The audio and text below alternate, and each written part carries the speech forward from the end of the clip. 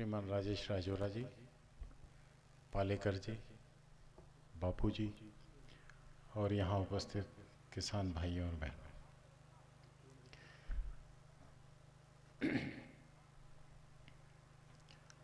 महर्षि पतंजलि का नाम हम सब ने सुना होगा। भारत में नहीं सुना हो तो मैं उस नाम के संबंध में कुछ बोलना नहीं चाहता, फिर प्रश्नवाचक चिन्ह लगता है कि भारत के ही है ना, बाहर से तो नहीं है कोई। महर्षि पतंजलि ने जब योग पर पुस्तक लिखी, वो सूत्र है, योग सूत्र है,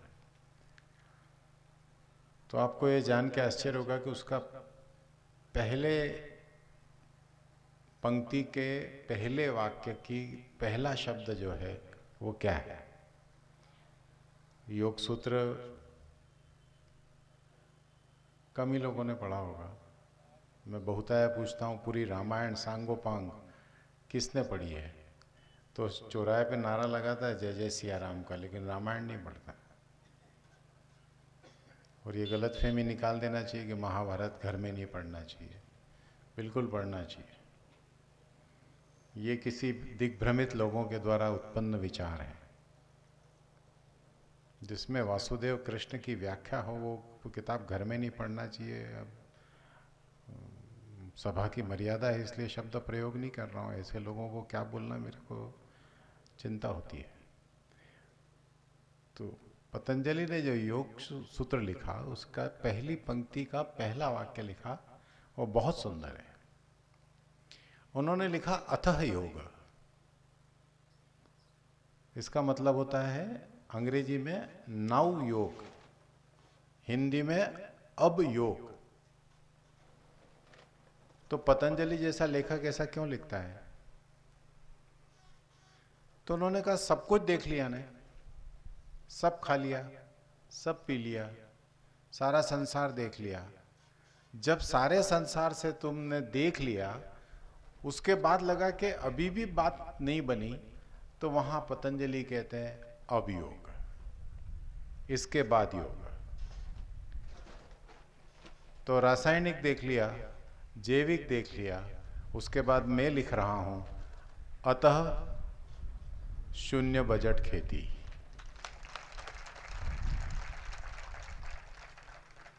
हो गया ना, सब देख लिया, कोई नहीं देखा ऐसा बचा नहीं।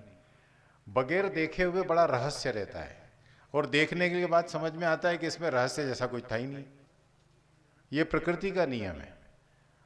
तो सारी कृषि व्यवस्थाओं का हमने पिछले 25, 30, 40 सालों में प्रयोग कर लिया, देख लिया, बिगाड़ लिया, बना लिया, जो भी करना था कर लिया। और उसके बाद में हम इस निष्कर्ष पे पहुंच गए कि अगर भारतीय कृषि व्यवस्था के अंदर हमें आमूलाग्र कोई परिवर्तन करना है, तो उसके लिए ये शून्य बजट खेती नाम का एक विचार है। इसके ऊपर हमने काम करना चाहिए, और बगैर काम किए उसको जितना समझ में आ रहा है, काम करने के बाद ज़्यादा समझ में आता है, क्योंकि उसके अंदर हमारा विवेक लगता है, हमारा श्रम लगता है, हमारी बुद्धि लगती है। तो जो चीज़ क्लास में समझी वो मैदान में जब समझते हैं तो दोनों में अंतर आता है। जब मैदान में करते हैं तो उसका फर्क पड़ता है। 5 दिन की ये कार्यशाला अतः कृषि इस नाम से ही समझी जाना चाहिए। हमने सब कुछ करने के बाद में अब जो कुछ आगे करना है, और खूब लिख लिया, पूरी पढ़ाई की, उसके अंदर जितना नहीं लिखा उतना 5 दिन में लिख लिया। और कई लोग मेरे से बोल रहे थे मेरी उंगली दुख रही है, मेरा हाथ दुख रहा है, मैंने जिंदगी में नहीं लिखा इतना, लेकिन लिख लिया। लेकिन बहुत अच्छा है, लिखना चाहिए, क्योंकि सारी चीज़ें याद नहीं रहती है। लेकिन उसका क्रियान्वयन करना, योग पे पुस्तक पढ़ना, योग पे व्याख्या देना, योग का के विषय के ऊपर चर्चा करना, ये एक बात है। योग करना ये दूसरी बात है। ध्यान पे चर्चा करना ये एक बात है। गांव-गांव में जाके ध्यान करो बोलना ये दूसरी बात है। और स्वयं उसको करना ये दूसरी बात है। इसलिए हम इस शून्य बजट खेती को शुरू करें यहाँ से जाने के बाद में, संघर्ष को पैदा करके शुरू ना करें, अपने घर के लोगों को सबको समझा करके शुरू करें। उनकी समझ भी उतनी ही आवश्यकता है उस काम के लिए कि वो हमारे साथ सहमत हो। और अगर ना हो तो फिर मैं सावरकर की एक पंक्ति पे हमेशा भरोसा करता हूँ, और ऐसा करके मैंने बहुत कुछ आप साथ चलो तो ठीक है, आप विरोध करो तो ठीक है, और कोई न चले तो मैं अकेला चलूँगा। गांव में अगर अकेले भी चलना पड़े तो चलना चाहिए, क्योंकि इस दुनिया में जितने बड़े काम हुए ऐसे अकेले चलने वाले शब्द अच्छा नहीं है, लेकिन थोड़ा सा सिर फिरापन जिसको बोलते हैं कि मैं तो करूँगा यार, अब आपको जो अच्छा लगता हो वो करो। और मित्रों, जब तक अकेला चला न जाए तब तक सृजन नहीं होता है। वर्धमान महावीर तभी बनता है जब चल पड़ता है। सिद्धार्थ बुद्ध तभी बनता है जब चल पड़ता है। अगर वो उसी राजप्रसाद में रहता तो सिद्धार्थ राजा सिद्धार्थ होता, वर्धमान राजा वर्धमान होते। और आज भी कई वर्धमान है वो इसलिए महावीर नहीं बन पाते, या कई सिद्धार्थ है वो इसलिए बुद्ध नहीं बन पाते क्योंकि वो चल नहीं पाते, उनसे वो राजप्रसाद नहीं छूटता है। और उसको लगता है कि ये नोट कमाना यही धंधा है, तो पूजा करना, तिलक लगाना, धोती पहनना ये अलग विषय है, चल पड़ना ये दूसरा विषय है। तो मेरा ये कहना है कि शून्य बजट पर चल पड़ो, चले बगैर कुछ नहीं होगा। और मैं आपको शुभकामनाएं दे सकता हूँ, और इतना आपको भरोसा देता हूँ कि बहुत जल्दी ही आने वाले 2-3 माह 6 माह के अंदर मध्य प्रदेश की प्रत्येक विकासखंड, 313 विकासखंड हैं, 313 विकासखंड से कम 5 कृषक एक जगह इकट्ठे करके उनको शून्य बजट खेती के लिए कहेंगे कि आगे बढ़ो, क्योंकि हमें विस्तारित करना है।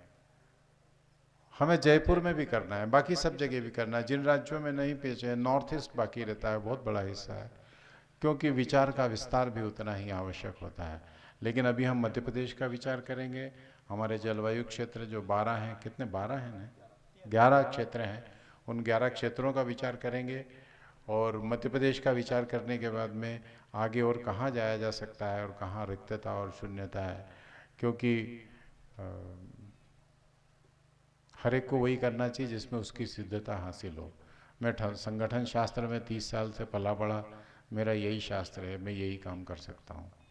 एक ने कल मेरे से पूछा था कि कुछ कृषि के अंदर तकलीफ आ रही थी बैठक में, तो उन्होंने कहा कि मैं आपसे प्रश्न पूछना चाहता हूँ। मैंने कहा पूछिए। तो उन्होंने कहा कि ये ऐसा ऐसा है तो क्या होना चाहिए। मैंने कहा जब MBBS FRCS लंदन डॉक्टर हो उपलब्ध हो तो कंपाउंडर से दवा नहीं पूछना चाहिए।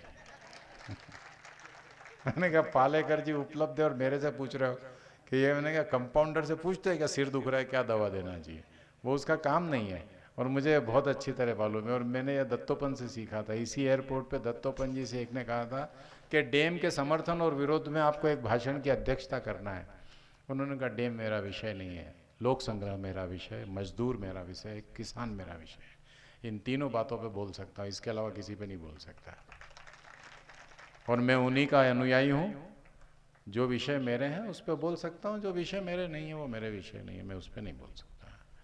इसलिए मित्रों, मैं केवल आपसे इस समापन सत्र पर इतना ही निवेदन कर रहा हूँ, इसको करिए। मैं भी कर रहा हूँ। 1.25 एकड़ के अंदर नर्मदा के किनारे मैंने एक शिवनेरी करके 2.5 एकड़ में रहने की जगह बनाई है, और मेरे मन की इच्छा है कि जीवन के अंतिम समय में मैं वहाँ रहूँ, तो अभी से उसको विकसित कर रहा हूँ। तो उसमें मैंने 1.5 एकड़ के अंदर बंसी बीज बोया है, तो अभी जाके काटना है उसको मेरे को। अभी पक रहा है, यानी पानी आ गया था तो थोड़ा हरा है, 15 दिन में ठीक हो जाएगा। तो क्रमिक रूप से मैं भी सीख रहा हूँ। जिस बात की मैं व्याख्या करूँ, एडवोकेसी करूँ कि ये करो करो, तो खुद भी तो करके देख लो कि अपन ने किया क्या नहीं किया। अभी वहाँ सब्जियाँ जितनी हैं, फल जितने हैं, उन सबको भी बोलता रहता हूँ भाई इसके अंदर भी अमृत पानी डालो, ये डालो, वो डालो, सब करो। लेकिन अब वहाँ से प्रशिक्षित होकर के जो कार्यकर्ता वापस जा रहे हैं उसको और अच्छे से करेंगे। तो मेरा पूरा ध्यान इसी बात पर है कि हम सब लोग यहाँ से जाएं, इसे ज्ञान का मनोरंजन न मानते हुए ज्ञान का प्रबोधन मान करके उसका क्रियान्वयन करें, मैदान में लाएं। और एक मेरा हाथ जोड़ के निवेदन है, जो थोड़ा सा आगे बढ़ कर के शून्य बजट खेती का काम करते हैं, इस आंदोलन की सफलता का रहस्य इस बात में है कि 1 से सवा एकड़ के किसान से लगा के 30 एकड़ के किसान तक हर किसान स्वावलंबी हो जाए और उसके घर में खुशहाली आ जाए। और दूसरी बात यह कि गाय वापस किसान के घर चली जाए। ये 2 मूल सूत्र हैं मेरे। इसलिए भगवान के लिए इसको व्यावसायिक मत बनाना। इसमें से 2 पैसे कमाने का मत सोचना, मैं इकट्ठे कर लूँगा, मैं तुमको ये बना दूंगा, मैं तुम्हारा माल दे देता हूँ, मैं बेच देता हूँ। ऐसे लोग आंदोलन की हानि पहुँचाते हैं, ऐसे लोग आंदोलन का नुकसान करते हैं। क्योंकि आंदोलन की मूल प्रेरणा यह है कि हमें किसान को मजबूत करना है। उसकी मजबूती छोड़ करके अपनी मजबूती और अपना नाड़ा मजबूत करना ये कोई अच्छी बात नहीं है। करो ने खेती, किसने मना किया है? कमाओ ने, कमाने के बहुत रास्ते हैं। शून्य बजट छोड़ दीजिए, शून्य बजट वो मार्ग नहीं है। और मित्रों, आपको मैं भरोसा देता हूँ, एक गेहूं का दाना भी इस ढंग से कमाया हुआ मेरे मुंह में भगवान कभी न दे।